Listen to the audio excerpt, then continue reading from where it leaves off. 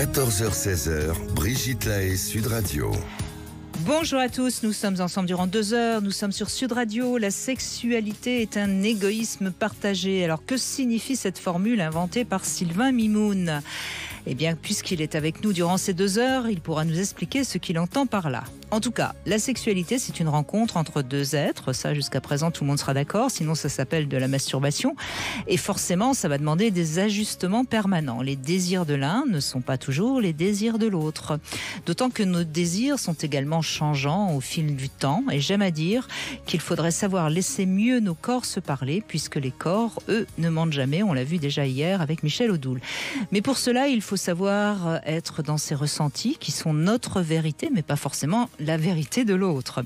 Bref, vous l'avez compris, faire l'amour en totale harmonie, c'est assez difficile et peut-être qu'il nous faudra plus de 2 heures pour y arriver. Mais en tout cas, je vous invite à venir témoigner, à donner votre avis et pour ça, bien sûr, vous connaissez notre numéro 0826 300 300. Bonjour Sylvain Mimoun. Bonjour Brigitte. Merci d'être avec nous durant ces 2 heures. Alors, je reprends le titre d'un livre qui a bien marché d'ailleurs. Ça s'appelait Le secret des couples heureux, l'égoïsme partagé. C'était aux éditions Erol. Oui. C'est un livre qui est déjà sorti déjà depuis quelques années. 2 ans, 3 ans. Oui, oui. Et donc, qu'est-ce que quand ça marche. Qu'est-ce que vous entendiez par là ? Voilà. Oui, c'est un livre qui a bien marché, qui a répondu en fait. Le secret des couples heureux, excusez-moi, c'était un titre. Mais en fait, le secret des couples heureux, c'est le sous-titre. Mais dans les faits, c'est le vrai titre, c'est l'égoïsme partagé. Et cet égoïsme partagé, en fait, moi, c'est une expression que j'emploie depuis au moins 30 ans, ou presque. C'est quelque chose que, comme j'explique beaucoup à mes patients ce que je fais, etc., quand le mot égoïsme partagé est sorti à ce moment-là, et c'est quand j'ai voulu faire un livre sur le couple que tout d'un coup, ça m'est revenu par la fenêtre. Et alors, qu'est-ce que vous expliquez à vos patients, justement ? Alors, je précise, vous n'êtes pas sexologue, vous êtes gynécologue et andrologue, donc vous connaissez aussi bien le corps de l'homme que le corps de la femme. C'est déjà pas tout à fait le même. Oui, il y a quelques petites différences et qui font plus que 15 cm, comme dirait l'autre, parce qu'on me l'a souvent dit, il y a une différence de 15 cm. Mais en fait, c'est pas du tout ça, c'est de pouvoir être... En fait, moi, ce qui m'intéresse quand je vois des patients, c'est leur histoire. Et je m'approprie, en fait, je rentre dans leur histoire pour ressentir un peu ce qu'ils expriment.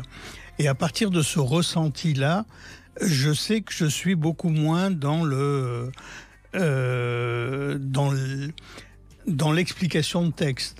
Oui, c'est-à-dire que vous n'essayez pas d'expliquer leur difficulté sexuelle ou le symptôme qu'ils rencontrent par le fait que peut-être monsieur a des pannes d'érection ou madame. Voilà, c'est leur histoire. Mécanique. Voilà, c'est leur histoire qui provoque le symptôme. Voilà, exactement. C'est d'essayer d'entendre leur histoire. Leur blessure, en fait. Leur blessure, voilà, exactement. Dans ce qu'ils racontent. Et parfois, et ce que j'utilise, en fait, c'est que je renvoie à l'autre la phrase qu'il me donne ou qu'elle me donne.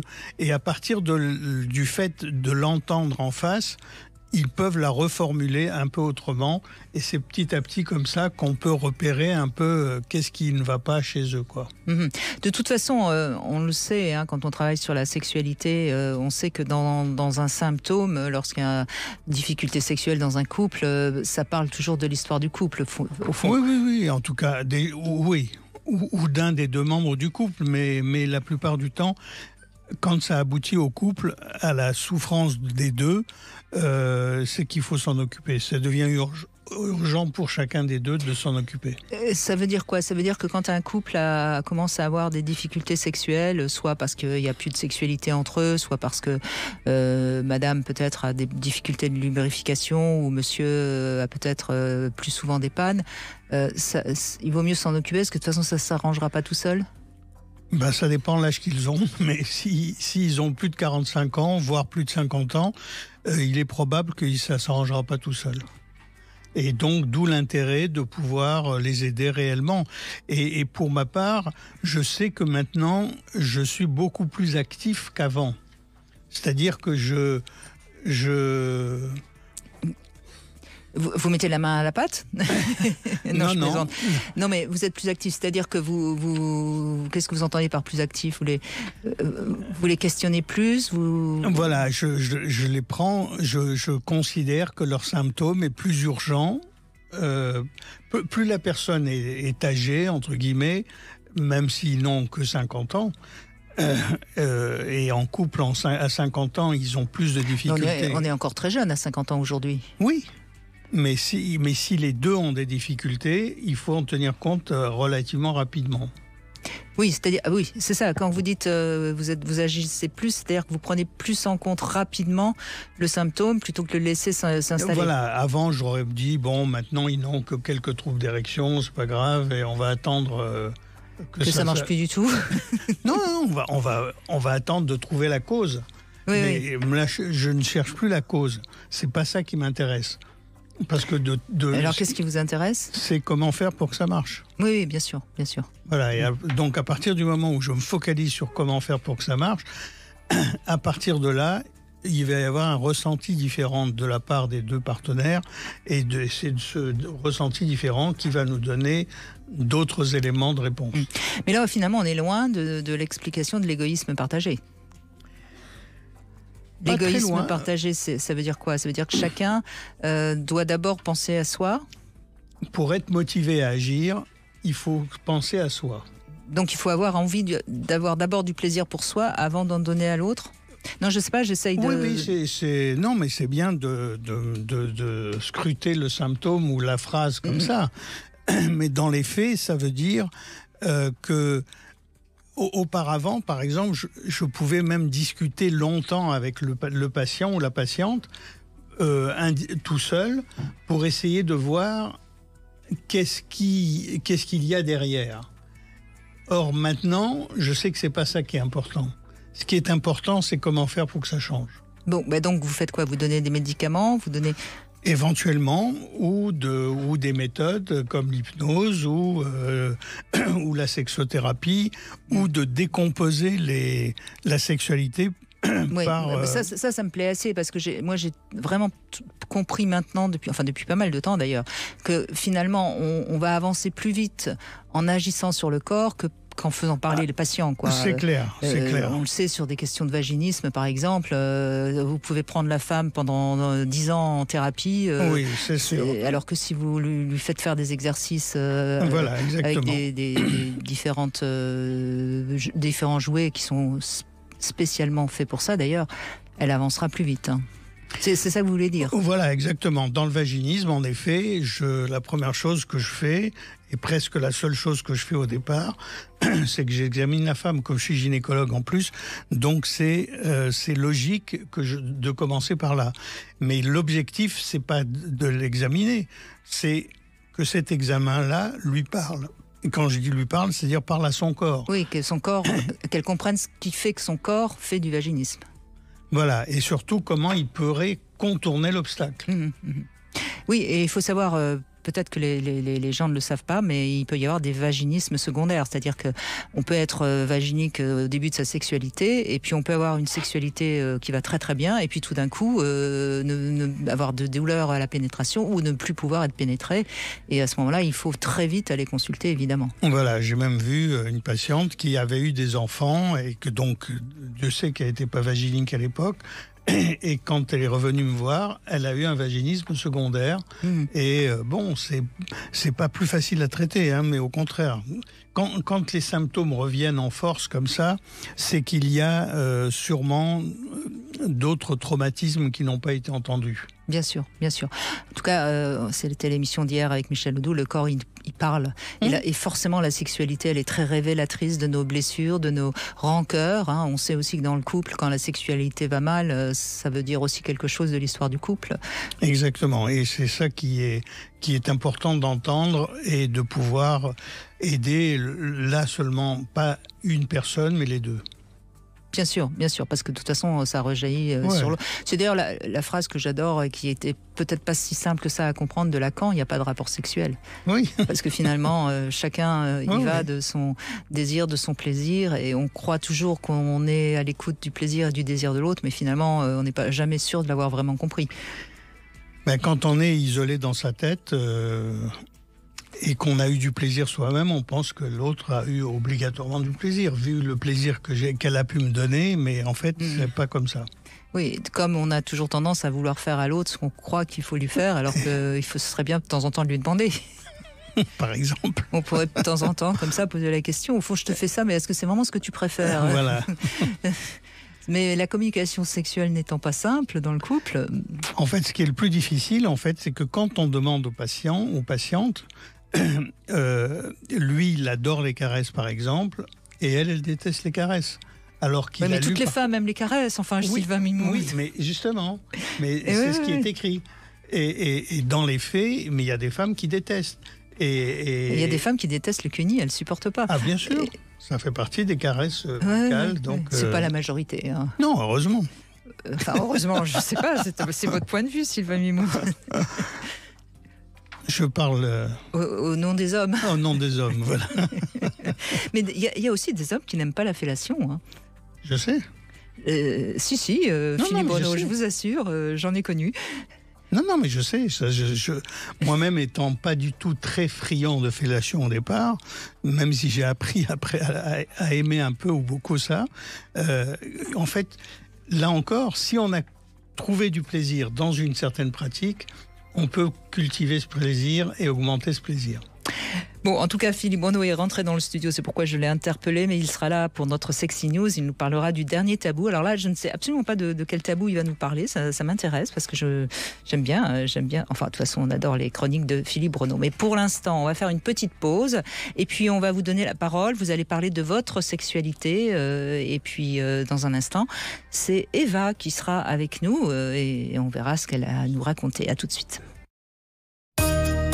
14h-16h, Brigitte Lahaie, Sud Radio. Sylvain Mimoun est avec nous et n'hésitez pas à nous rejoindre. Sylvain Mimoun, vous avez beaucoup écrit, notamment Sexe et sentiments version homme, version femme. Vous persistez, hein, un homme et une femme, c'est pas pareil, même si aujourd'hui la société aimerait bien nous faire croire qu'il n'y a pas de différence. Bonjour Eva. Oui, bonjour Brigitte, bonjour Sylvain, merci pour mon appel. Ben, je vous en prie, on est ravis de vous recevoir Eva. Et donc, vous considérez que les hommes sont plus égoïstes que les femmes? Pas tous. Il ne faut pas faire de généralité. Mais bon, moi, j'ai un peu d'expérience. Je fais partie plutôt des sexagénaires maintenant. Et oui, je trouve il y a que sexe les hommes dans plus... sexagénaire. C'est vrai. C'est là qu'on le découvre. Hein. C'est là qu'on explose, c'est sûr. Je trouve que c'est génial. Enfin, les gens qui pensent qu'après 50 ans, la vie sexuelle est terminée, que je les rassure complètement. Et je suis pas prête d'arrêter. Je vous encourage à ne pas arrêter, Eva. En fait, vous appelez pas Eva, vous appelez Lilith. Hein. C'est ça. Tout à fait. Vous avez tout compris. Non, je trouve que c'est pas ça. J'ai plein d'exemples dans ma vie où les hommes...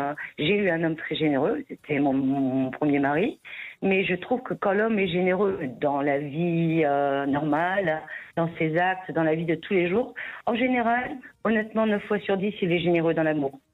Par contre, des égoïstes chroniques, et j'en ai rencontré, sont forcément égoïstes dans l'amour. Du style, j'en avais un, c'était systématiquement, il faisait l'étoile de mer et aime-moi. Oui, bon, là, ça va bien la première, deuxième, troisième. La 25e fois, je commence à en avoir marre. La 3e, je voudrais bien que lui fasse quelque chose aussi de temps en temps, quoi. Vous voyez, c'est... Voilà.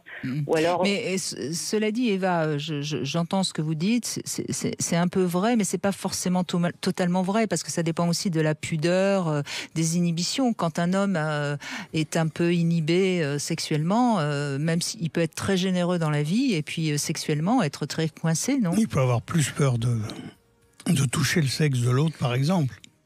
Oui, mais là, c'est à nous aller... Enfin, non, je pense pas que ce soit de la pudeur. Non, mais je parle pas de cet homme en particulier. Hein. Peut-être qu'en effet, il était égoïste. Hein. Et vous avez beaucoup d'hommes, vous leur dites je suis vraiment crevé ce soir, ils n'entendent pas le message.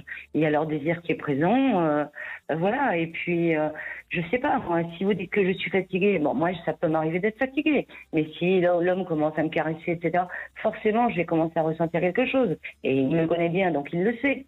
Mais il va pas faire d'effort parce que lui c'est son désir il fait immédiat. quand même l'effort de voilà. vous caresser. Enfin, j'ai une expérience proche et il n'a pas pris le temps de faire quoi que ce soit. Il avait son désir. Moi, j'étais fatiguée, donc je m'y suis pliée. Je me suis dit, allez, grossièrement, on passe à la casserole et puis on est tranquille. Et bon, c'est un peu dommage. Moi, ça ne me viendrait pas à l'idée de l'obliger à Bien faire sûr, quelque mais chose. la question qu'on peut se poser, justement, c'est, au fond, l'expression « je passe à la casserole », elle est quand même très, très forte et c'est terrible de l'entendre encore aujourd'hui.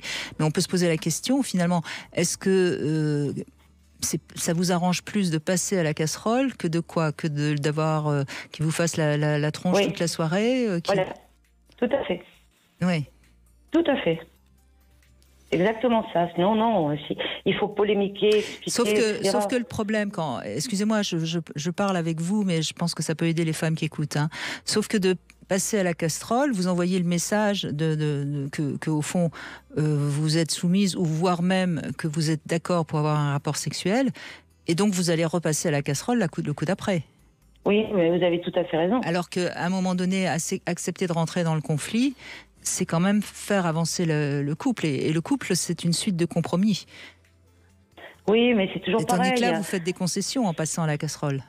Oui, c'est certain, mais j'ai l'impression qu'une vie de couple et en particulier sur le plan de vue sexuel, c'est une série de compromis. Oui, mais le compromis, ce n'est pas la concession. Passer à la casserole, c'est une concession. Vous êtes d'accord, Sylvain Mimoun? Oui, il ne faut pas baisser les bras, c'est clair. Ni écarter les jambes. Oui, plutôt, en l'occurrence, effectivement. Oui, non, mais sincèrement, Eva, il faut comprendre la différence. Bien sûr que le couple, c'est une suite de compromis. Et vous pouvez à un moment donné lui dire, écoute, je suis un peu fatiguée, mais bon, ok, je veux bien qu'on fasse l'amour, mais demain matin, tu me laisses dormir. Et puis, enfin, vous voyez, il faut qu'il y ait un échange. Si simplement parce que vous voulez pas qu'il vous fasse la tronche après, vous acceptez un rapport sexuel, quelque part, c'est vous donnez sans recevoir. Non, mais en l'occurrence, j'ai bien précisé, j'ai dit, écoute, ce soir, je suis fatiguée, ce week-end, on aura tout le temps, je te promets, on met les bouchées doubles, voilà. Mais bon, ça n'a pas suffi. Il était dans cet état-là, il avait envie d'aller jusqu'au bout. Et voilà, donc après... Mais il avait les deux poignets cassés? Non, juste peut-être pas envie, lui, de faire d'efforts. Il avait son désir, il avait à réaliser son désir, il a réalisé son désir. Voilà. Bon, c'est comme ça, mais je veux dire, sinon, c'est pas une personne égoïste du tout. Mais là, je pense que, bon, vu nos âges, quand il y a un désir, c'est déjà super, et surtout de la part de l'homme, parce que bon, il n'est pas forcément toujours, il n'est pas toujours en état forcément de faire des choses. Non, mais Eva, encore une fois, si vous étiez heureuse finalement d'avoir accepté ce rapport dont vous n'aviez pas envie, il n'y a pas de problème. Ce qui est important, c'est de savoir si vous vous êtes respecté. On peut aussi, pour faire plaisir à l'autre, passer à la casserole, entre guillemets, même si l'expression est un peu forte. Oui, oui. Non, je comprends ce que vous dites. Oui, tout à fait. Mais c'est en ça que je dis qu'il y a souvent des compromis. Moi, je n'avais pas envie spécialement ce soir-là. Lui, il avait très envie. Je voulais lui faire plaisir, donc j'ai fait. D'accord. À ce moment-là, il y a rien à dire. Mais vous voyez, c'est toujours important. Et comme on est écouté quand même par d'autres femmes, c'est important de bien que les choses soient claires. Non, mais vous avez tout à fait raison. C'est sûr. Mais bon, quand il y a des compensations par ailleurs, etc., et que justement, il y a la tendresse et tout ça, c'est pas grave. C'est pas non plus comme certaines femmes qui doivent suivre leur mari parce qu'il a une envie, un désir, et sans rien de côté. Oui, bien sûr, si votre couple fonctionne bien et que de temps en temps, il a vraiment envie et que vous sentez qu'il a vraiment envie et que vous avez envie de lui faire plaisir, on est tout à fait d'accord, ça c'est tout à fait faisable. Bon. Et ben voilà. Est-ce que la réciproque serait vraie? Ça, on ne le sait pas. Merci Eva, en tout cas. Rare, je pense que c'est plus rare dans l'autre sens. Oui, je crois aussi. Quoique, j'entends de plus en plus quand même des femmes qui ont plus de désir que l'homme. Non, mais je sais. Et que les hommes se forcent un peu.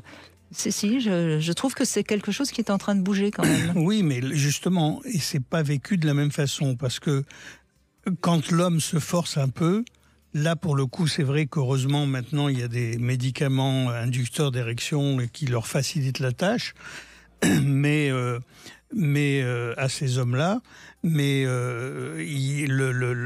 la démarche est quand même la même, quoi. C'est-à-dire que c'est... Alors la démarche est la même, mais parfois les raisons ne sont pas les mêmes. J'ai souvent entendu l'homme qui se force un peu pour pas qu'elle aille voir ailleurs, alors que la femme se force un peu pour faire plaisir. C'est peut-être une différence, non ?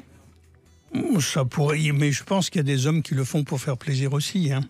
Mais la question, c'est que, en fait, à partir de là, est-ce que de faire quelque chose que parce qu'on a peur que l'autre aille ailleurs, on prend tous les risques quand même. Oui.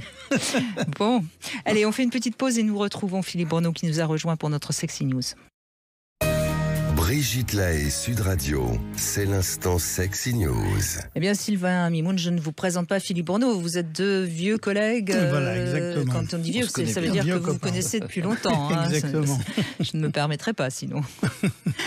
Surtout que Philippe Bruno, il rajeunit. N'est-ce pas? Mais ça, Merci, c'est un Brigitte. privé de joke entre nous. Le dernier tabou. Alors, c'est lequel, le dernier tabou? Je veux savoir. Le dernier grand tabou, vous allez le savoir, mais progressivement. Brigitte, la littérature a toujours été pionnière dans l'exploration des limites de la vie, de la mort, du sexe, de la morale. C'est ce qui lui a d'ailleurs toujours été reproché. La censure était faite pour cela. Et on se souvient, par exemple, Baudelaire, Les Fleurs du Mal. Son éditeur, en 1857, a dû retirer 6 poèmes. C'était en 1857, ils n'ont été rétablis qu'un siècle plus tard, 1949. On peut se rappeler, ou du moins les gens ne s'en souviennent pas, un an plus tôt, en 1856, les démêlés avec la justice de Flaubert et de son éditeur, la Revue de Paris, Ouais. qui allait faire paraître Madame Bovary en feuilleton. L'interdit avait été posé, c'était dit explicitement, pour atteinte aux mœurs, à la morale publique et à la religion. Alors, Oui, parce que Madame Bovary, elle avait pris un amant. elle avait pris un amant. Bah oui. Mais vous allez voir, surtout, le détail est intéressant. L'interdit a été posé pour atteinte aux mœurs, à la morale publique, à la religion, et l'éditeur s'en est sorti en proposant une nouvelle mouture, en enlevant certaines scènes trop intimes, et surtout avec la suppression des mots, très précisément, adultère, concubine, fille, concupiscence. Flaubert fut acquitté, mais profondément meurtri. Donc, ces problèmes de censure se sont arrêtés en 1881. La censure disparaît officiellement. Il y a 2 commissions qui existent depuis lors. Une commission de contrôle des films cinématographiques en 1945 et puis surveillance des publications destinées à la jeunesse. Alors, je voudrais parler simplement de 2 publications récentes. Elles sont chez le même éditeur, c'est tout simplement Gallimard, parce que ce sont des textes peut-être importants et intéressants. La toute récente parution de Guerre, le roman de Céline, étonnamment retrouvé, a été rendu possible par la notoriété de son auteur et l'époque actuelle de sa publication. La crudité du texte et du propos est dans la droite ligne des 2 précédents et premiers ouvrages de Céline, Voyage au bout de la nuit en 1932, Mort à crédit en 1936. Il écrit Guerre juste au milieu, vraisemblablement en 1934. C'est un texte de premier jet, ça fait 120, 130 pages. C'est écrit d'une façon bouleversante. Il est blessé en 1914, il est dans un hôpital, il souffre. Et d'une certaine façon, c'est un texte de premier jet écrit dans un style très direct. Il décrit la chair broyée par la guerre, les corps meurtris, les tripes à l'air libre, et tout aussi librement la permanente obsession sexuelle des poilus en mal de vie. Je vous cite un passage de Céline. « Je lui attrape la bouche, les 2 lèvres, je lui suce les dents, entre les dents, la gencive avec le bout de ma langue, ça la chatouillait, elle était contente. Ferdinand, qu'elle murmurait, Ferdinand, vous m'aimez un peu? Fallait pas parler fort, car les autres faisaient seulement semblant de ronfler. Ils se branlochaient, baoum, à l'extérieur, à travers la nuit. Il y avait un canon continu, et il fait un parallèle entre la masturbation et le canon. à 20 kilomètres peut-être plus près. J'y embrassais les bras pour changer, je lui mettais ses 2 doigts dans ma bouche, je lui mettais moi-même l'autre main sur mon zozo. Je voulais qu'elle tienne à moi la garce. Je lui ressuçais toute la bouche encore. J'y aurais rentré la langue dans le trou du cul. J'y aurais fait n'importe quoi, bouffé ses règles pour que le mec du conseil de guerre y soit baisé. Il est évident que ce texte n'aurait pas pu paraître à l'époque. Il est également évident que la liberté éditoriale le permet aujourd'hui. Alors, quelles sont les limites aujourd'hui à la censure, puisqu'on peut publier beaucoup de choses qui étaient licencieuses. Quels sont encore les tabous en matière de sexualité? La masturbation, je l'ai moi-même célébrée en 1997 avec mon éloge de la masturbation. Elle est toujours assez taboue. On en parle, ça se montre pas trop. Mais, je dirais la masturbation féminine est encore assez tabou, quoique ça a été beaucoup plus décrit aujourd'hui, mais une grande pudeur, voire un réel tabou, semble encore recouvrir la libre sexualité du sujet âgé, comme si elle n'existait pas. Vous ne trouverez pas de texte là-dessus, il n'y a pas de description, et surtout la jouissance du sujet âgé. Alors je voudrais vous parler, pour terminer, et pour faire un contre-champ de ce texte de Céline, le très beau 2e roman de Geoffrine Donadieu, s'appelle Chienne et Louve, qui vient de paraître, qui est d'ailleurs même encore, je crois, dans l'une des listes des grands prix littéraires. Chienne et Louve défie cet interdit. Alors l'histoire, c'est que Romy, qui a 20 ans, arrive à Paris, rêve d'être comédienne. Pour subsister et payer le cours Florent, elle travaille dans un club de striptease, à Pigalle. Odette, vieille fille de 89 ans, la loge comme contre un loyer modique et un peu de compagnie. String à paillettes et crucifix vont devoir faire bon ménage. 2 femmes s'apprivoisent et nouent une relation intime, tout d'abord affective, puis charnelle, dans la scène de la douche que je vais vous décrire, qui a pu gêner certains lecteurs, certainement en raison de cette pudeur de la sexualité du grand âge, même si elle est désirée et surtout si elle est jouissive. Je cite ce court passage pour terminer. C'est Romy qui parle, donc elle a 20 ans, et elle parle d'Odette qui a 89 ans. J'attrape ma fleur de douche, l'humidifie. Odette ferme les yeux, penche la tête, entr'ouvre les lèvres. Je presse la fleur au-dessus de sa bouche. Son visage retrouve des couleurs. Ses rides s'estompent. Ses paupières se défroissent. Je survole sa nuque, ses aisselles, son buste. La mousse remplit les creux, camoufle les taches de vieillesse. Je m'attarde sur ses seins. Ses doigts se cryptent autour de la barre d'appui. Je descends au niveau du nombril, imperceptiblement elle écarte les jambes. J'y glisse ma fleur, effectue un frottement régulier. Son autre main agrippe mon épaule. Je ralentis le rythme. Son bassin se tend vers moi, j'accélère. Ses orteils se recroquevillent, ses paupières oscillent, son ventre se soulève. On perçoit combien cette très sensible écriture peut gêner les limites de notre réserve intérieure. Ce que nous n'osons pas appeler censure, c'est certainement, à mon sens, le dernier grand tabou que nous avons. Oui, sans doute. Encore que, en ce moment, dans la littérature, on regarde s'il n'y a pas trop d'allusions qui pourraient être mal vécues avec le fameux Hawking qui veille. Hein. Bien sûr, mais on ne parle pas de sexualité, là, évidemment. Mais la sexualité des personnes âgées est un vrai tabou, bien sûr. Et de la jouissance. Et ce texte-là, je dois dire, a posé presque un problème éditorial. Mais en tout cas, ils se sont interrogés sur ce passage qui pouvait blesser, gêner. Choquer on même. Est à la limite. Oui. On est à la limite de choquer certaines personnes, un peu comme si on ne devait pas parler de la sexualité des sujets âgés. Parmi les gens âgés qui auraient pu écrire réellement de la sexualité, c'est Henri Miller. Et, parce que quand il a écrit ces trucs, il n'était pas jeune. Hein. Donc... et il a été très clair, même quand il était plus jeune. Bon, en tout cas, c'est un tabou qu'on peut faire tomber, peut-être, en parlant et en continuant à l'évoquer. Moi, je sais que j'entends vraiment des personnes qui ont plus de 70 ans, parfois témoigner, et qui ont une sexualité très épanouie. Hein. À part dans votre émission, Brigitte, on parle bien sûr parce que des personnes âgées, des femmes très âgées peuvent dire, d'ailleurs c'était le cas tout à l'heure, vont dire mais moi je jouis, j'ai envie de vivre ma sexualité, j'ai 70, j'ai 80 ans bien sûr, mais en dehors de choses très particulières, je pense que il y a un tabou surtout d'une jouissance un petit peu comme si la jouissance n'appartenait qu'à la jeunesse. Et même si on a transcendé un peu ça, moi je crois que c'est encore une réserve. Je suis d'accord avec vous.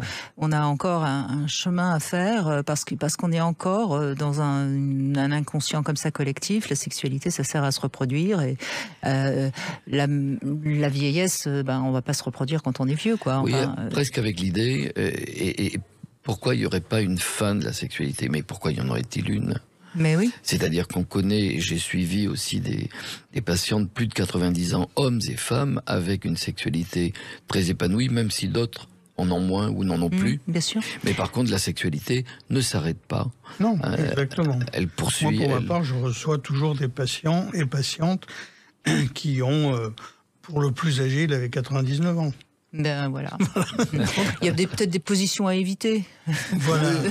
Qu'ils éviteront d'eux-mêmes. Sur le hamac, c'est peut-être plus utile, mais à part ça. C'est vrai que oui. Il faut s'interdire une part du Kama Sutra. Oui. La brouette, surtout. Oui. Merci beaucoup, Philippe Breneau. Comme toujours, on vous retrouve. Merci, et Philippe. on vous retrouve bien sûr sur le blog du Monde. Et puis, on vous retrouve dans vos romans, notamment le dernier, voilà. Taxi Thérapie, qui est actuellement aux éditions Les Arènes. Merci beaucoup. Serge, bonjour. Oui, bonjour Brigitte. Bonjour à votre invité, Sylvain Mimoun. Bonjour. Donc vous allez répondre à 3 questions, puis après vous pouvez en poser une à Sylvain Mimoun. Première question, est-ce que vous aimez la fellation, puisqu'on en parlait tout à l'heure? La recevoir, oui. C'était bien ça le sens de ma question, Serge. Vous aimez, mais beaucoup, ou comme ça? Non, j'aime bien. J'aime bien. Bien, mais c'est pas non plus. Alors beaucoup. Beaucoup. D'accord. Dites-le franchement. Il y a pas de problème avec ça. Laissez-vous aller. Laissez-vous aller. Deuxième question, dans la sexualité, ça vous arrive d'être un peu dominé ou vous préférez être dominant? Ça m'arrive d'être un peu dominé, mais pas très longtemps. Je suis plutôt dominant, oui. Oui, vous préférez avoir. Ouais. Bon, et dernière question, combien de fois par mois avez-vous besoin de faire l'amour? Considériez-vous que vous avez besoin de faire l'amour? J'ai dit par mois, comme ça vous laisse... J'avoue que je compte pas, c'est un peu à l'instinct, ça dépend des mois, ça dépend des... D'accord, mais c'est plutôt 2 fois ou 10 fois? Entre les deux, 5 on fois va dire ouais, c'est ça, une fois par semaine, des fois 2, des fois 3, mais disons sur une moyenne, on va être plutôt sur 1 à 2 fois par semaine. Ouais. D'accord. Eh bien, vous pouvez poser une question à Sylvain Mimoun, il vous écoute. D'accord. Alors, ma question va un petit peu dans le thème que l'on avait. En fait, on connaît un petit peu la prépondérance des hommes à rechercher des femmes plutôt plus jeunes qu'eux. Et ma question, c'était est-ce que les femmes qui sont avec des hommes plus âgés cherchent autre chose ou une recherche plus élargie qu'uniquement le bien-être matériel, quoi? Alors, je ne sais pas si j'ai bien été clair. Oui, je dirais que la réponse, elle est obligatoirement très ouverte, parce que on peut trouver toutes sortes de réponses. Il y a des femmes qui cherchent des hommes plus âgés parce qu'ils ont plus de moyens financiers, je veux dire, et à partir de là, ça va être une motivation pour elles, même semi-consciente. Et puis, en fait, c'est vrai que l'avantage de l'homme plus âgé, c'est qu'il prend son temps. En fait, on oppose assez souvent la sexualité de l'homme très jeune, enfin adolescent ou post-adolescent, avec l'homme plus âgé ou voire très âgé. Et la différence réelle, c'est que le second prend son temps et donc met plus de temps à jouir, mais en même temps adore plus les caresses et fait du coup plus de caresses à la partenaire. Et c'est ça ce qu'une femme va chercher chez lui. Puis ça peut être rassurant, un homme plus âgé pour une jeune femme. Enfin, il y a plein de choses. Oui, parce que, en fait, soit si elle n'est pas dégoûtée parce qu'elle se dit, ah là là, il est trop vieux pour moi, etc., si elle passe cela, à ce moment-là, ça vaut le coup pour elle d'être dans une vraie relation. Et il y a beaucoup de femmes... enfin, elles sont... pas uniquement vénales, quoi. Ben non, non, pas vénalement, sans être payées pour le geste. Mais quand elles sont là-dedans, elles vont se laisser aller à profiter de chaque instant. D'accord. C'était une question intéressée, Serge ? Pas plus que ça, mais c'est vrai que, bon, d'une manière générale, les femmes plus jeunes que moi, je les trouve plus attirantes. Bah comme beaucoup d'hommes. C'est logique. Bah oui, comme beaucoup d'hommes, bien sûr. Alors bon, la question, c'est effectivement toujours ça. Est-ce que c'est uniquement le bien-être, le confort qu'on peut apporter, ou est-ce que derrière, on peut espérer un peu plus que cela, quoi. Mais ça peut être rassurant pour une femme de choisir un homme plus âgé, parce que elle se dit bon bah comme ça, il va pas en regarder d'autres. Enfin, il y a vraiment beaucoup de raisons. Oui, Sylvain a raison. C'est une question très ouverte qui nécessite du cas par cas, comme on dit. Merci Serge en tout cas, merci beaucoup. Merci à vous. Une petite pause et on continue à évoquer l'égoïsme partagé ou pas d'ailleurs. Et c'est Dominique qui nous retrouve dans un instant. 14h-16h, Brigitte Lahaie, Sud Radio.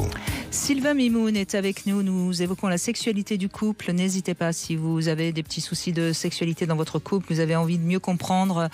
On est là pour éclairer peut-être ce qui se passe sous la couette. Bonjour Dominique. Oui, bonjour Brigitte et Sylvain, bonjour. Bonjour. Alors, enchantée. Vous avez eu une relation justement où votre homme ne voulait absolument pas faire de préliminaire, c'est ça ? Oui, alors oui, effectivement, dans une relation ancienne où il y avait un certain, si vous voulez, manque d'attention auprès de moi en l'occurrence, et donc ça a nécessité, si vous voulez, une capacité pour moi de l'accepter déjà, puisque on est tous différents, je pense. Et de faire en sorte de cultiver ma libido pour pas perdre le désir de l'autre, vu que je donnais beaucoup et que finalement je recevais pas autant. Donc ça nécessite un travail sur soi quand même pour l'accepter et bien le vivre, puisque ça remettait pas en question la qualité de nos relations sexuelles, j'ai envie de dire. D'accord. Vous étiez heureuse sexuellement même si vous n'aviez pas ce que vous auriez aimé avoir ? Oui, dans la mesure où c'était plutôt, ça concernait plutôt l'étape préliminaire, caresse, etc. Oui. Et c'est vrai que ça permet de faire monter l'adrénaline, comme on le sait, avant de passer à l'acte en lui-même. Et au final, il fallait apprendre peut-être à se priver de cette étincelle et puis d'aller la chercher ailleurs. Après, il y avait d'autres échanges qui se faisaient, mais ils étaient moins, si vous voulez, moins physiques et moins liés à cette étape qui quand même est importante. Enfin, c'est vous qui allez me le dire d'ailleurs, ce sujet. Ce que vous en pensez. Non. Moi, je vais vous écouter et essayer d'interpréter ce que vous me dites, mais je ne vais pas vous dire ce qui.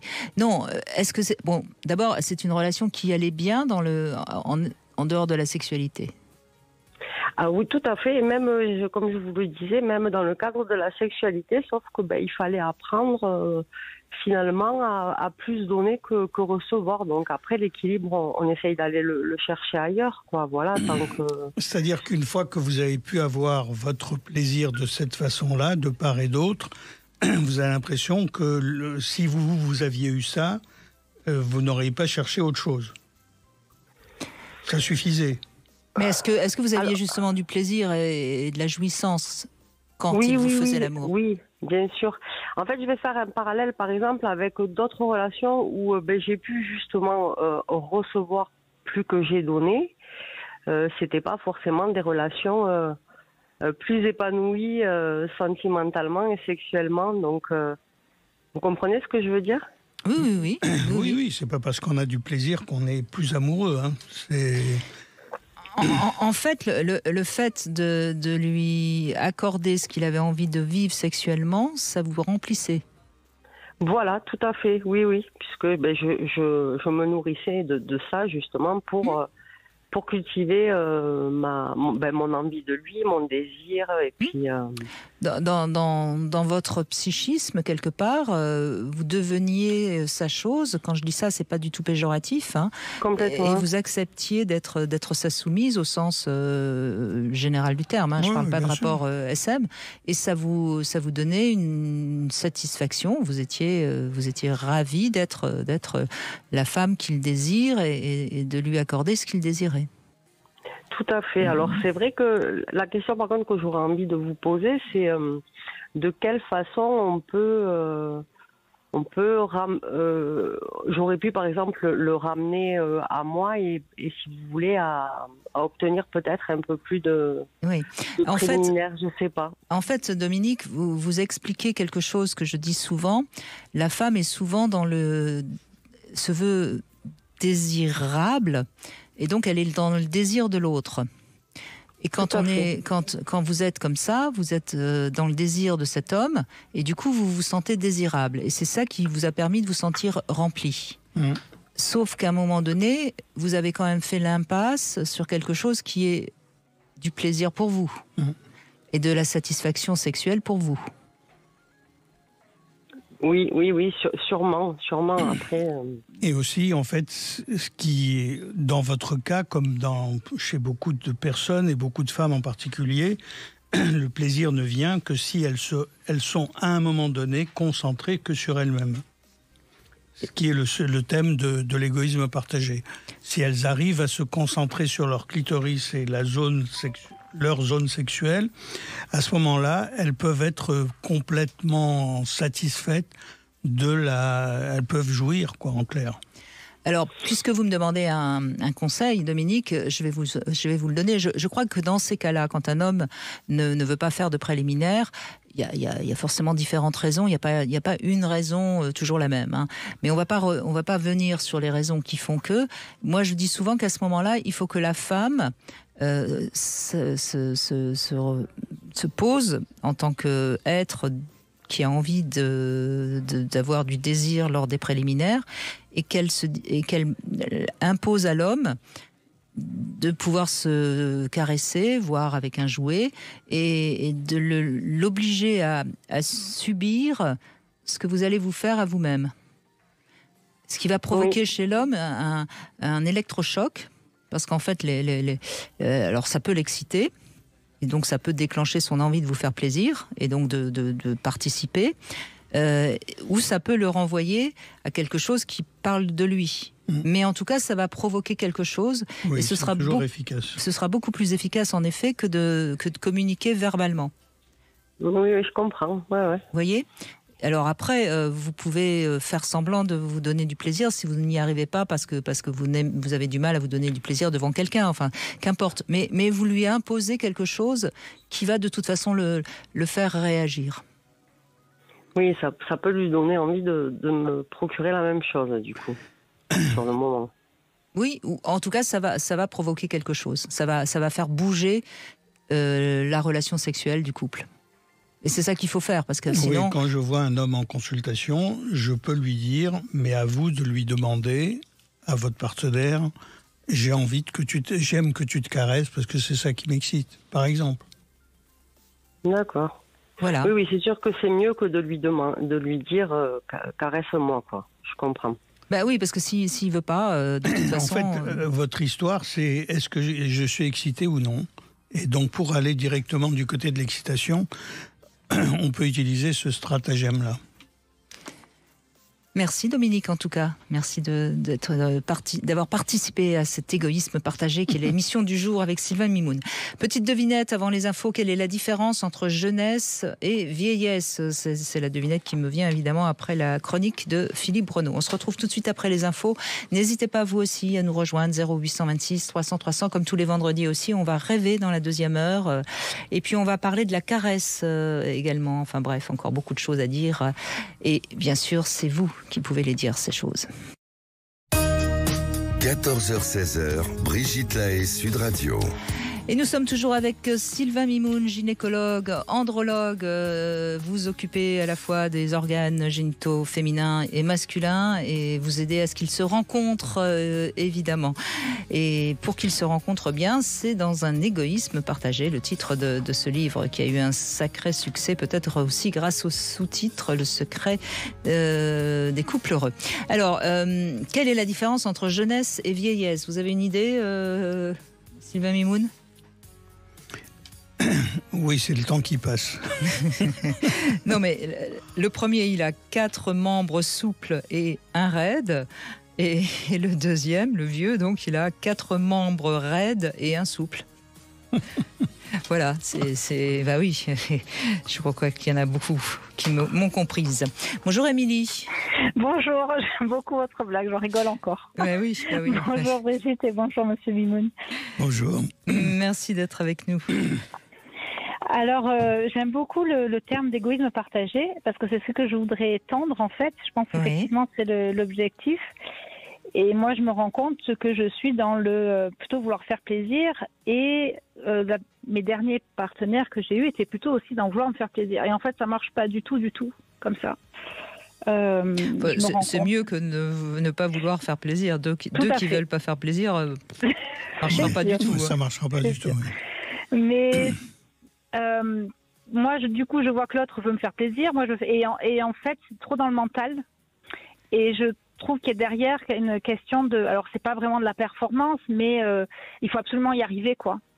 Et du coup, en tout cas pour moi, ça m'empêche d'être dans mes sensations. Je me rends compte que du coup, je ne suis pas assez dans mon égoïsme et dans mes sensations. Et du coup, ça foire. Ben oui. Voilà. Et alors, quand ça foire, est-ce que vous lui demandez autre chose ou quelque chose de plus précis? Et voilà. Et c'est là où le bas blesse, c'est que je n'ose pas. Parce que j'ai pas envie d'être castratrice ou de vouloir baisser ou de vouloir passer pour la femme qui est chiante. Oui, mais le pire, c'est que... Non, mais là, ce sont que des adverbes qui vous jugent.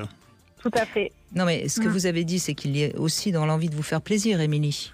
Donc, ça veut dire que vous ne lui accordez pas le plaisir qu'il a envie de vous donner. C'est vrai. Si on va au bout de ce que vous dites. De cette question, exactement. Vous voyez ? Donc, quelque part, vouloir absolument faire plaisir à l'autre sans accepter qu'il nous fasse plaisir, c'est quelque part vouloir rester dans le contrôle. Waouh, oui. Et c'est pour ça que vous ne pouvez pas lâcher. Ah, waouh, oui, effectivement. Vous voyez ? Donc, c'est ça qu'il faut que vous compreniez. C'est que quand vous êtes comme ça tout le temps dans le contrôle en voulant lui faire plaisir, hein, je n'enlève rien à votre générosité, c'est pas ce que je veux dire. Mais forcément, vous pouvez pas lâcher. Donc si vous pouvez pas lâcher, vous pouvez pas être dans votre ressenti. Et donc, qu'est-ce qu'il y a derrière ça ? Une peur. Et quelle est cette peur ? Et c'est ça qu'il faut que vous compreniez pour pouvoir avancer. Au fond, si... il vous fait plaisir, si il vous donne un orgasme, si il vous permet de laisser votre corps jouir par tous les pores de votre peau, vous seriez totalement dépendante, effectivement, de lui. Exactement ça. C'est exactement ce qui me vient. Quand vous me demandiez quelle était la peur qui était derrière. C'est exactement ça. Vous voyez ? Donc on est vraiment dans quelque chose qui est de l'ordre de l'affection et pas de la sexualité, finalement. Tout à fait. Je vais vous poser une question, si vous voulez bien. Si jamais il vous disait « caresse-toi et j'aime te voir jouir », est-ce que vous le feriez plus facilement que si il essaye et que ça ne marche pas comme vous voulez? Ce serait difficile aussi. Et toute seule, vous y arrivez ? Alors, oui, mais de manière mécanique, en fait. C'est déjà pas mal. Pas en me caressant, et j'arrête que d'une certaine manière. Oui, mais ça, c'est assez fréquent chez certaines femmes, et c'est pas grave, ça. Mais vous arrivez à avoir un orgasme. Oui. Bon, donc, mais avec lui, c'est pas possible. Non, c'est rare, très rare. C'est rare, mais ça arrive quand même. Ça m'est arrivé. Pour l'instant, je suis célibataire, mais ça m'est arrivé. Mais c'est rare. Et c'est parce que justement vous observez. Exactement. Hein, on est d'accord. Exactement. Et c'est ce fameux, bon, j'aime le mot lâcher prise qui est un peu galvaudé, mais se laisser aller. Et c'est encore d'autant plus, il faut laisser aller. Oui, mais je crois, je suis d'accord avec vous, on parle de lâcher prise un peu à toutes les sauces, mais en même temps, le mot est quand même très fort. Vous savez, je crois, Émilie, qu'il y a la différence fondamentale entre la femme et l'homme, c'est que quoi qu'il en soit, nous, on va recevoir sur un plan anatomique et l'homme va prendre. Quoi qu'on en dise, on peut bien sûr se mettre dans la position de l'Amazone, mais de toute façon, on doit recevoir. Et pour qu'on puisse accueillir le membre puissant de l'homme, il faut qu'on soit capable de s'ouvrir, il faut qu'on soit capable de s'abandonner, il faut qu'on soit capable de se laisser aller à cette agression quelque part qui ne nous fera pas de mal. Si on n'est pas sûr de pouvoir s'abandonner sans se faire mal, on ne peut pas recevoir. C'est juste. Donc tout ça parle forcément de vous, ça parle de votre relation à votre féminité, ça parle de votre relation aux hommes, et c'est ça qu'il faut faire avancer tout doucement. Voilà, qu'il faut apprivoiser déjà dans la relation et après dans le rapport. Et comment cheminer là-dessus ? Comment cheminer. Ouais. En laissant les flammes surgir dans votre corps. En vous focalisant sur votre plaisir. Là, pour le coup, vous isolez dans votre corps. Et votre plaisir du corps, de votre propre corps. C'est compliqué parce que sur un plan comme ça, purement mécanique, sexuel, je pourrais vous dire, en prenant un homme objet et en lui demandant de s'occuper de vous et puis en vous laissant vous abandonner entre ses lèvres, ses mains, ses doigts et sa verge. Entier d'enjeux émotionnels. Déjà, oui. Et voir qu'est-ce que vous ressentez. Et voir si c'est possible pour votre corps de se laisser aller. Et puis s'il y a un enjeu émotionnel, parfois ce qui peut marcher, je ne dis pas que ça marchera pour vous, mais c'est accepter qu'on nous bande les yeux, voire même qu'on nous attache les mains pour qu'on soit complètement passive. Oui. Et à ce moment-là, on est déjà, de par la situation réelle, plusieurs sens, on est déjà dans une soumission. Oui. Et la dernière fois, ça a été très compliqué. Donc c'est un exercice à réessayer. Oui. Et puis travailler, alors là c'est de vous à vous, travailler sur ce que c'est que la réceptivité du féminin, la manière dont votre mère a parlé des hommes, la manière dont vous avez eu vos premières expériences, la manière dont quand vous étiez adolescente vous vous êtes sentie un peu agressée par les pulsions des jeunes hommes qui sont parfois en effet très, très brutales. Vous voyez, c'est tout ça qu'il faut réparer. Il faut que ça soit digéré, que ce soit réparé, cicatrisé.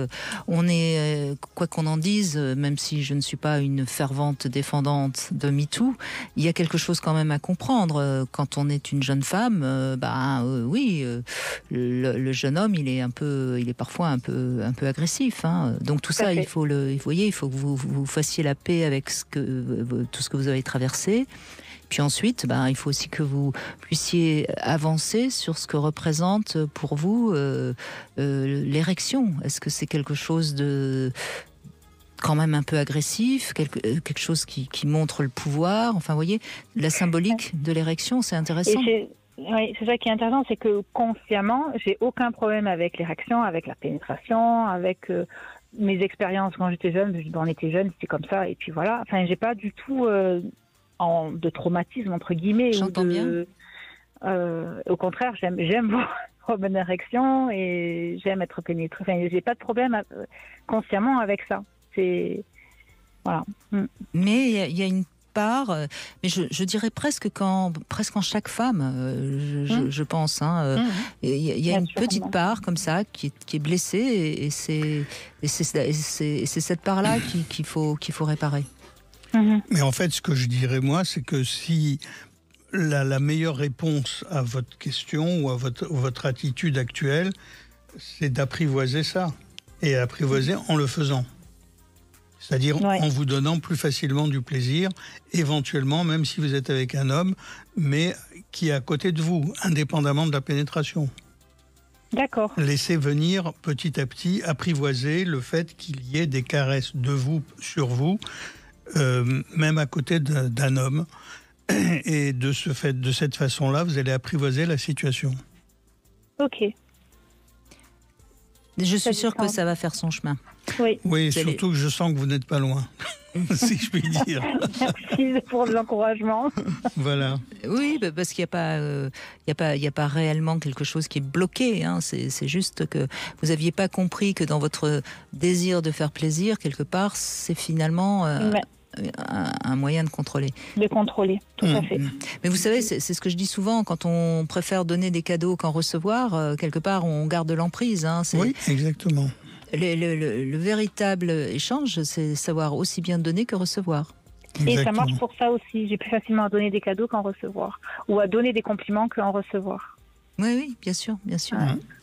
Mais bon, on n'est pas inquiet. La toute-puissance, vous laissez ça pour les autres, et puis vous profitez de la vie. Merci. Pour ce rappel d'humilité, ça va aider. Merci beaucoup en tout cas de votre confiance. Beaucoup. Merci à vous. Allez, on fait une petite pause et puis nous allons rêver dans un instant avec Marie qui va nous raconter son rêve. Je ne sais pas si vous avez, vous demandez à vos patients de raconter leurs rêves de temps en temps. Eh bien, écoutez, vous allez pouvoir essayer de l'interpréter en même temps que moi et on se retrouve dans un instant. 14h-16h, Brigitte Lahaie, Sud Radio. Et oui, nos rêves parlent de nous, n'est-ce pas, Sylvain Mimoun? Oui. Alors, je voulais juste revenir sur les rêves ou les cauchemars. En fait, on pourrait distinguer 3 sortes de rêves. Alors, il y a les rêves simples, presque sans déguisement, qui vont traduire un désir. C'est les rêves les plus faciles à interpréter, évidemment. Il y a des rêves plus complexes qui vont mériter une interprétation. Et puis, on a tendance à considérer le cauchemar comme quelque chose de négatif. Mais en fait, non, le cauchemar, ça va permettre aussi d'exorciser des événements qui, certes, ont été négatifs. Mais durant la nuit, notre psychisme va revivre tout ça et doucement, on va essayer de le digérer, de l'évacuer. Mais attention, parce qu'on ne voit pas toujours d'où provient le cauchemar, puisque lui aussi, il se déguise. Donc, lui aussi, il doit être interprété. Mais il faut pas... il faut pas voir le cauchemar comme quelque chose de négatif. Bien au contraire, parfois, les cauchemars sont plus intéressants encore que nos rêves. Oui, c'est comme si on excluait une tumeur ou quelque chose que l'on a en nous et qu'on ne veut pas et que l'on considère comme pathologique parce que ça nous gêne. Exactement. Bonjour Marie. Bonjour Brigitte et bonjour à votre invité Sylvain. Bonjour. Alors moi je ne sais pas si c'est un rêve avec certainement vous venez de le dire et vous venez d'en parler, c'est comme si c'était un cauchemar. Ça c'est revenu très souvent et alors il est sous forme. Soit je suis embarquée dans un courant très rapide au bord de la mer, dans un courant de baïne très très rapide auquel je ne m'attendais pas. Et j'ai du mal, je suis emmenée très loin et j'ai du mal à revenir au bord. Soit c'est sous la forme d'une énorme vague qui m'arrive dessus et que je n'ai pas vu qu'elle était aussi haute de 3-4 mètres de haut. Et des fois, je me dis, tu pourras jamais revenir à la surface. C'est pas possible. Et puis, je reviens quand même à la surface. Mais alors là, c'est presque un cauchemar parce que la peur est là, quoi. À ce moment-là, au moment où je vois la vague arriver, c'est la peur. Je suis submergée par la peur. Et puis finalement, je refais surface. Et je refais surface. Et donc ça, c'est arrivé, soit une fois, je me retrouvais tout à fait en haut de la dune et je voyais arriver un énorme tsunami, mais qui ne m'a pas atteint. C'est toujours ce genre de rêve qui m'est arrivé des dizaines de fois. Bien sûr. Donc là, on voit bien que quelque part, vous avez du mal à garder les pieds sur terre, si je puis dire, hein, puisque vous êtes toujours embarqué, submergé par l'eau. L'eau qui est évidemment un symbole très féminin.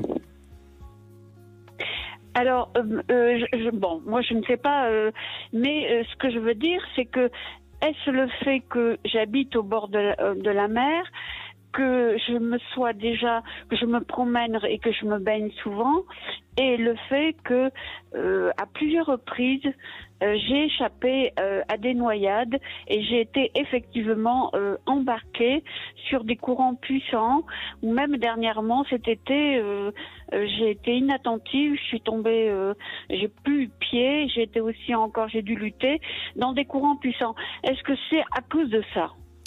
Alors, il est fort probable qu'il y ait un lien entre ce que vous venez de me dire et vos rêves.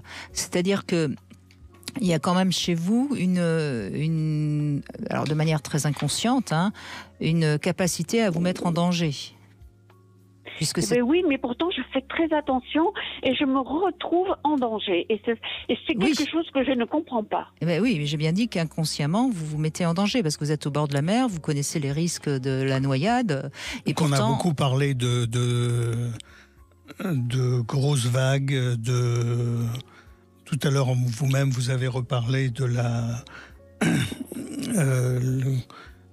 une vague, des tsunamis, etc. Donc, en effet, c'est l'époque actuelle. Et si vous regardez la télé ou les informations qu'il peut y avoir, en particulier en été, et ce sera un sujet qui va venir souvent dans votre... Mais peut-être, là je pense à quelque chose, en vous écoutant Sylvain Mimoun, qui peut-être peut vous parler, Marie. On parle aussi de la 8e vague, là. Oui, mais j'ai vu le film. J'ai vu le film. Non, mais là je vous parle de la Covid. Est-ce que par exemple vous avez peur d'attraper la Covid? Non, pas du tout. Bon, donc ça n'a pas de rapport avec ça. Mais il me semble que vous avez du mal en fait à diriger votre vie. Pour parler plus clair et pour essayer de vous aider dans l'interprétation de votre rêve, vous avez du mal à garder les pieds sur terre et à avancer dans la direction que vous avez envie de prendre pour vous-même profondément. Et donc, vous avez toujours tendance à ce que... alors, évidemment, on est dans le féminin, là, hein, la mère, c'est le féminin. Donc, vous avez toujours tendance à vous laisser embarquer par quelqu'un qui va vous emmener là où c'est pas exactement où votre désir, vos propres désirs vous auraient emmené. Et pourtant, je résiste énormément. Embarquer par quelqu'un, c'est impossible. Non, mais vous résistez. Vous voyez, le mot, il est quand même fort. Ça veut dire que oui, ça veut bien dire qu'il y a des gens qui sont. Oui, mais dans mon cas à moi, il y a toujours autour de soi des personnes qui veulent vous emmener ou qui veulent vous contrôler. Ça existe. Enfin, moi, peut-être, je suis un peu plus vulnérable, ou j'ai peut-être un entourage. Oui, mais c'est ce que votre rêve vous dit, Marie, tout simplement. C'est soyez plus apte à diriger votre vie et ne vous laissez pas embarquer ou submerger par les désirs des autres. Et puis prenez un peu plus soin de vous parce que vous vous mettez parfois un peu en danger. À mon avis, c'est vers ça qu'il faut que vous alliez pour comprendre votre rêve, enfin vos rêves. Bon, mais oui, ça peut correspondre à ce que vous dites parce que très souvent, j'ai dû m'occuper d'autres personnes, forcées et contraintes, je dirais, par des devoirs familiaux. Mon médecin traitant me disait « Vous êtes une femme de devoir ». Mais oui, donc, et vous commencez à en avoir un petit peu marre, là. Eh ben oui. Bon, prenez la vie un petit peu... Donc quand vous dormez, ça vient se libérer dans votre tête, si je puis dire. Exactement. Accordez-vous des petits plaisirs au quotidien. Oui. Ben oui. Mais j'ai des contraintes aussi. Peut-être ça aussi. Ben oui, mais le mais, il est en trop. Bien sûr on a tous des obligations, mais il ne faut pas que ce soit plus que... Pas que la contrainte il ne faut pas que ça soit trop étouffe. Il ne faut pas que ça étouffe nos désirs, en fait, voilà. Exactement. Bon, mais j'ai compris ce que vous vouliez dire, ça correspond exactement à la situation. Bon. C'est peut-être pour ça, et c'est une situation qui dure, c'est peut-être pour ça que je fais ces rêves. Voilà. Exactement. Oui, c'est probable. C'est fort probable. Merci Marie, merci beaucoup. Je vous en prie, merci. Au Vous revoir. avez bien décrypté. Au revoir, on merci. essaye. Au revoir. Merci Marie. Allez, on fait une petite pause, on se retrouve pour le Love Conseil. Je vous propose un jeu de souvenirs. Brigitte Lahaie, Sud Radio, le Love Conseil. Alors Sylvain Mimoun, je propose un petit jeu à faire ce week-end, le jeu des souvenirs. Vous savez, même si votre histoire vient de commencer, il y a forcément déjà des souvenirs communs. Dans un couple, il y a déjà des... Et alors, profitez d'un petit moment à deux pour voir si vous avez les mêmes références. Chacun note, par exemple, ses 3 meilleurs souvenirs, chacun de son côté. On se consulte pas. Et puis ensuite, on joue à aider le partenaire à retrouver celui qu'on a mis en numéro 1. Et il a le droit de poser des questions, et puis vous répondez par oui ou par non, et il doit trouver le meilleur souvenir que vous avez noté et puis ensuite c'est au tour de l'autre, etc. Et puis après, vous aurez trouvé tous les 3 souvenirs de chacun. Il y aura certainement peut-être un souvenir ou 2 communs, enfin j'espère, mais qu'importe en fait. Le jeu, c'est vraiment de se remémorer ces souvenirs, et vous verrez que vous n'avez pas forcément gardé les mêmes détails en mémoire, par exemple comment vous étiez habillé ce jour-là, quel jour c'était de la semaine, etc. Mais ça n'a aucune espèce d'importance. Ce petit jeu, a priori, qui est tout à fait anodin, ça va vous rapprocher beaucoup plus que vous ne l'imaginez, parce que dans un couple, quand on parle des belles choses qui nous sont arrivées, donc les souvenirs, les beaux souvenirs, c'est forcément des choses qui ont eu de la force, qui ont créé de l'amour, de l'affection, eh bien ça renforce l'amour du couple. Donc c'est un jeu qui est vraiment gagnant-gagnant, et il ne faut pas s'en priver. Vous êtes d'accord ? Je suis tout à fait d'accord. Bon, et puis si vous, en plus vous pouvez vous caresser, grâce à la force des caresses, vous allez voir que vous allez passer un week-end merveilleux. La force des caresses, prendre soin des plus fragiles avec le cœur, c'est aux éditions du Rocher. Véronique Lefebvre des Noëttes est avec nous. Alors vous êtes spécialisée en psychiatrie du sujet âgé, et vous accompagnez depuis plus de 30 ans avec tendresse et passion les patients dans les grands services de gériatrie de France. Alors justement, dans la première heure, nous avions Philippe Breneau qui était avec nous, que vous connaissez peut-être, qui parlait du tabou des personnes âgées, de la sexualité des personnes âgées.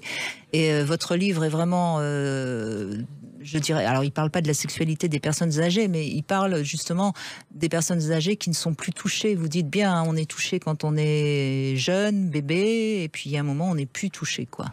On n'est plus touché parce que notre société n'est pas bienveillante vis-à-vis des personnes âgées. Les personnes âgées dont je m'occupe sont polypathologiques et en plus, elles ont des troubles cognitifs. Alors les personnels soignants, ils sont dans une posture. On touche pas, on est dans le respect, on ne s'approche pas d'elles. Mais elles meurent, elles ne sont plus regardées comme des êtres de désir et des êtres vivants. Et moi, je veux montrer que je gagne tout quand je m'approche d'elles, justement quand elles ont des troubles cognitifs, et que j'ose une caresse sur la joue, sur l'avant-bras, sur la main. Tout de suite, je suis touchée par ces personnes âgées qui sont touchées par ce que je fais. Alors, je suis psychiatre, et en principe dans une distance vis-à-vis d'elles. Eh bien là, non. Avec les personnes âgées, j'ai besoin de les toucher. J'ai besoin d'être en contact avec elles. Et c'est un contact qui est plein de tendresse et d'empathie vers elles. Je suis totalement convaincue. Et alors, ce qui m'a vraiment fait plaisir dans votre livre, c'est sur la fin, hein, vous en parliez à la fin. L'autre jour, j'avais un débat avec l'un de mes invités et qui me disait, c'est formidable, au Japon, ils inventent des robots qui vont toucher les personnes âgées. Et alors, je l'ai regardé, je lui ai dit, mais tu te rends compte de ce que ça signifie? Ça veut dire que on marche sur la tête, quoi. Et vous en parlez dans votre livre. Et ça on me marche fait sur la plaisir. tête et pour le critiquer, parce qu'il est hors de question d'avoir une médecine déshumanisante à ce point-là, que l'on se contente d'un vieux robot qui vous, soi-disant, caresse. Non, mais... il est vieux pour moi. Il est vraiment épouvantable. Et avec une voix de robot qui va vous dire « tout va bien, tu vas bien mourir ». Non, mais ça, c'est impossible. Dans la caresse, dans la tendresse, dans la sexualité, il y a la culture qui est importante. Et les Japonais sont pas du tout faits comme nous. Non, ça, je vous confirme, ils sont pas dans Héros. Hein. Non. Ils sont pas... Vous êtes d'accord, Sylvain? Oui, complètement. complètement. C'est terrible. Alors, je ne résiste pas à lire cette phrase. La caresse transmet un langage à la fois archaïque, refoulé, oublié, négligé, ravalé au rang de la mièvrerie, et en même temps celui de la tendresse et de la douceur entre le monde des humains, celui des animaux et des plus vulnérables, les bébés, les tout-petits, les amoureux. Et puis, plus rien. Voilà. Et oui, alors justement, je veux le réveiller en nous, ce soin archaïque, et je veux en faire un soin de haute technicité humaine. Parce qu'on est toujours avec nos stétos, avec des piqûres, avec des pansements, avec... Mais voilà. Sans aller même jusqu'aux personnes âgées, le médecin ne touche plus ses patients. Il ne le regarde plus, il regarde les examens complémentaires. Il ne l'examine plus. Moi, je suis un vieux médecin, comme mon collègue et ami Sylvain Mimoun. Eh bien, nous apprenions à regarder notre malade, à le toucher, à l'examiner. On se frottait les mains avant de poser les mains qui étaient froides sur un ventre douloureux. Le patient est en face et on regarde l'écran. Voilà. Donc c'est ça qui est fou. Voilà. Oui, mais on ne se rend pas compte à quel point ça déshumanise et à quel point ça rend malade. Oui, parce que être écouté, c'est déjà se soigner. Être écouté, c'est déjà se soigner. Et au médecin, ne pas interrompre son patient quand il a quelque chose à vous dire au bout de 13 secondes. En général, oui, maintenant, le patient, il a le droit de parler 1 minute. Et puis après il se tait et il est obligé de subir les 10 minutes...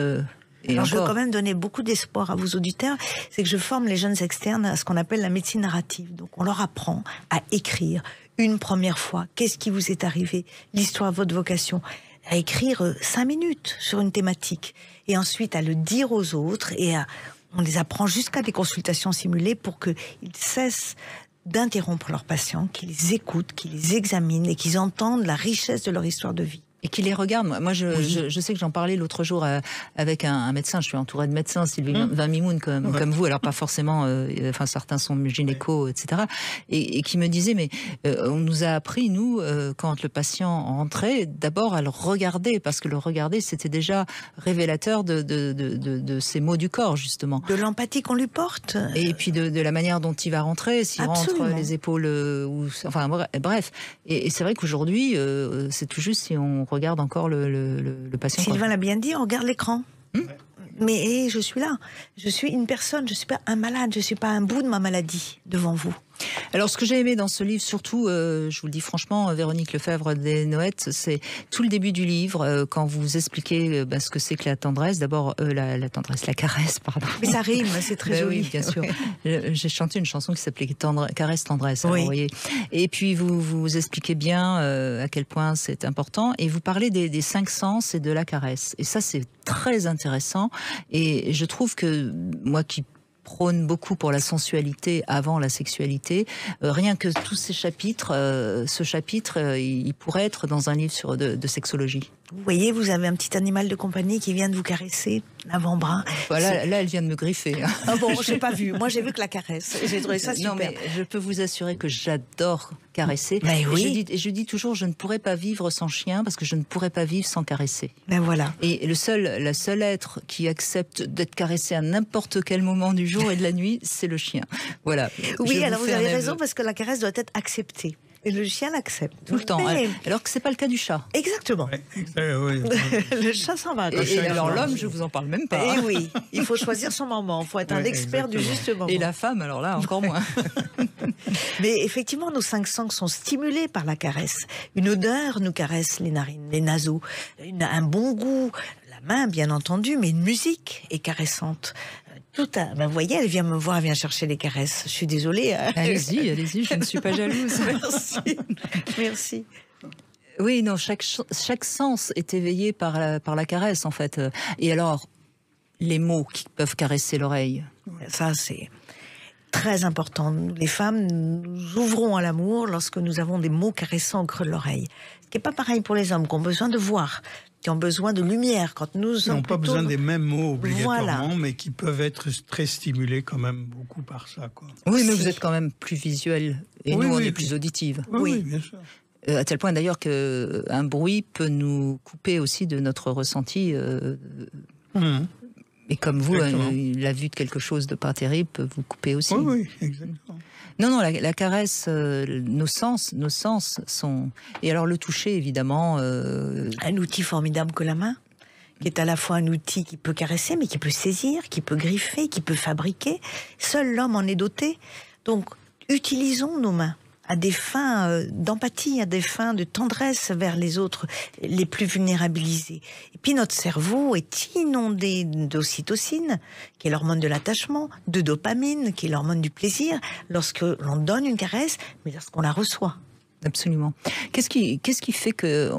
Enfin, j'ai l'impression que dans notre monde occidental, enfin en tout cas dans une partie du monde occidental, le toucher est encore un peu tout de suite assimilé à quelque chose qui serait de la sexualité. Alors peut-être parce qu'il y a cette double facette de la caresse qui va de la tendresse à l'érotisme. Et on a très peur que cette mise en confiance dérape. Mais moi je suis très claire dans mon livre, j'explique bien que... Bien sûr. Oser la caresse empathique dans le soin ne dérapera jamais dans l'érotisme. Ce ne sont pas les mêmes zones que l'on va solliciter. Ce ne sont pas les mêmes moments. Donc il ne faut pas hésiter à quémander une caresse. On a besoin de câlins. Juste après la Covid, où ça a été un monde sans contact, un monde terrible. Oui, et je trouve qu'on en paye encore le Oui. prix. J'ai l'impression que les gens se sont encore plus éloignés du toucher. Oui. C'est encore plus compliqué de toucher quelqu'un. Enfin, je veux dire, et le terme toucher. Enfin, moi, je sais que ça m'est arrivé quand quelqu'un souffre. J'ai envie de le prendre dans mes bras ou de la prendre. Absolument. Et j'ai envie de la toucher. Et je trouve que c'est plus compliqué aujourd'hui depuis justement. Les gens disent les gestes barrières, je ne touche pas, je n'embrasse plus, je ne fais plus de câlins. Et le câlin engage le corps dans ce corps à corps qu'on va quand même dans les moments extrêmes, les ultimes moments, dans les deuils, dans les cérémonies familiales, on a besoin de se sentir vivant et de se câliner et de se prendre dans les bras. Il y a des familles d'ailleurs où le toucher est assez tabou, et ça va forcément par la suite provoquer plus de difficultés avec le toucher. Oui, c'est pour ça que c'est remarquable que vous me donniez la parole aujourd'hui. Parce qu'il y a des familles qui ne sont pas du tout tactiles, des personnes qui ne supportent pas. Mais quand on montre tous ces effets bénéfiques, mais il faut l'oser, cette caresse, encore une fois. C'est très bon pour le système immunitaire, la caresse. Excellent. Donc on risque moins d'être malade si on accepte d'être touché. D'ailleurs, je suis une résistante, je n'ai pas attrapé la Covid malgré ces 2 ans de guerre, bientôt 3, c'est absolument incroyable, mais il ne veut pas de moi. Le virus ne veut pas de moi. Si, il est peut-être rentré en vous, mais vous aviez un système immunitaire suffisamment fort. Voilà, c'est ce que je veux dire. Parce que moi, j'ai quand même quelques personnes autour de moi qui me disent, mais de toute façon, on l'a tous eu, vacciné ou pas, tout le monde l'a eu, et c'est fort probable. Vu la facilité avec laquelle il s'est propagé. Exactement. Mais bon, ça c'est un autre débat et je ne rentre pas dans ce débat-là. Alors Véronique Lefebvre des Noëttes, vous évoquez aussi la câlinothérapie qui devient un peu à la mode quand même. Vous parlez de la fameuse AMA. On fait la queue pour être... 2 heures d'attente pour qu'elle prodigue c'est une hindoue, qu'elle prodigue un câlin, mais tout le monde n'est pas fan de AMA, mais il y a des gens qui font 2 heures, 3 heures, 4 heures d'attente pour avoir ce câlin qui dure 1 minute, mais qui vaut le coup parce qu'on y investit une espèce de magie, une espèce de pensée magique, de toute sa culture, de l'empathie dont elle dégage, dont elle fait preuve, et qui peut aider des gens à repartir dans la vie. C'est un petit moment de tendresse qui peut être tout à fait bénéfique, et vous aviez avant la Covid des jeunes avec la pancarte « Je propose des câlins ». Voilà, spontanément. Alors je trouve ça un peu triste d'en arriver là. Ça serait quand même mieux si on arrivait de façon tout à fait banale à rentrer en contact avec les autres. Ouvrir ses bras. Voilà. Et ça paraît toujours louche quand on se dit. Je disais à Sylvain, mais ça fait longtemps qu'on ne s'est pas vu. Allez, viens m'embrasser. Je dirais, mais qu'est-ce qu'elle veut? On va proposer ça à la CGT, ça les mettra peut-être moins en colère. Sûrement. Non, mais c'est vrai. Ouais. Je sais pas, je dis ça comme ça. C'est une bonne idée. Une bonne idée, n'est-ce pas? Et vous faites la différence entre la caresse et le massage? Alors, le massage, c'est un terme en France qui est réservé aux kinésithérapeutes. Ce sont des masseurs kinésithérapeutes. Et donc, je connais des masseuses thaïlandaises Oui. Vous avez raison aussi. Je les connais moins, mais vous avez raison. Mais le masseur et le massage massent le corps. La caresse masse le corps et l'esprit, masse la personne en entier, va lui apporter cette tendresse, cette prise en charge holistique, complète, le care que je prône, alors que on va s'intéresser à masser une zone érogène ou non, un mollet qui est tendu, une cuisse qui a une crampe, etc. Mais ça veut dire quoi? Ça veut dire que la caresse est plus superficielle, le massage est malaxe, le massage malaxe, et il ne s'adresse qu'à une partie d'un corps qui est souffrant et douloureux. La caresse, c'est pas ça, c'est un a priori d'engagement vers l'autre. On propose, elle est acceptée ou pas. Et moi je dis bien, si la main se dérobe, je n'irai pas l'accrocher, cette main.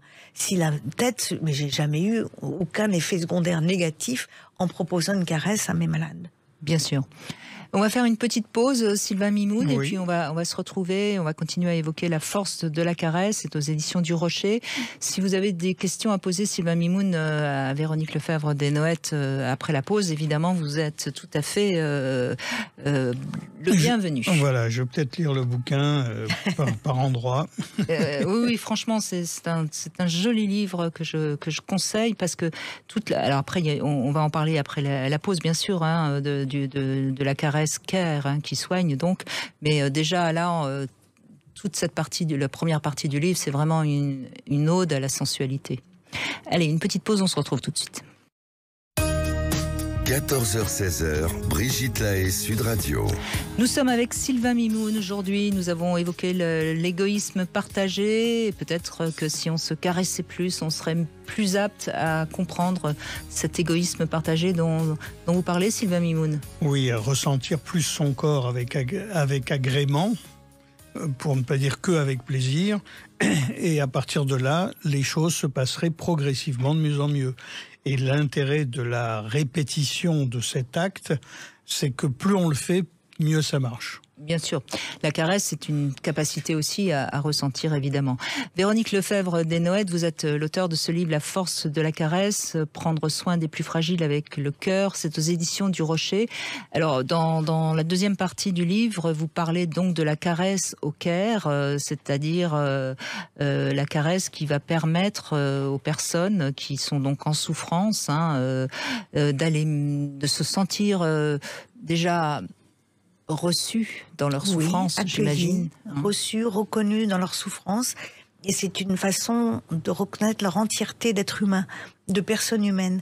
Et ne pas choisir un bout du corps qui est malade. Ça, c'est le cure. Je choisis juste une partie, la blessure, la plaie. Je m'occupe de l'esprit aussi souffrant de cette personne qui est en face de moi. Et c'est une façon de prise en charge globale qui est très importante à distiller dans nos hôpitaux qui s'occupent des personnes les plus vulnérables.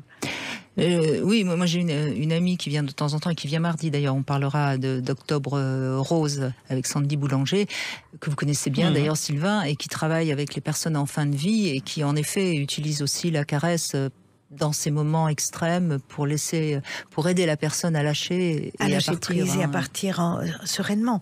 Parce qu'elle va recevoir, ce que je vous disais, cette ocytocine, cette dopamine dans son cerveau.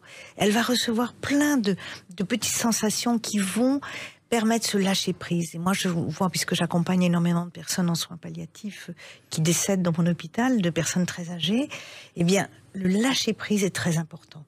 Pouvoir dire, là, allez, on va y aller, mais on va y aller ensemble. Main dans la main, une main caressante dans des musiques caressantes aux oreilles, une ambiance, des odeurs. Oui, ça me fait entendre le mot douceur, quoi. Oui.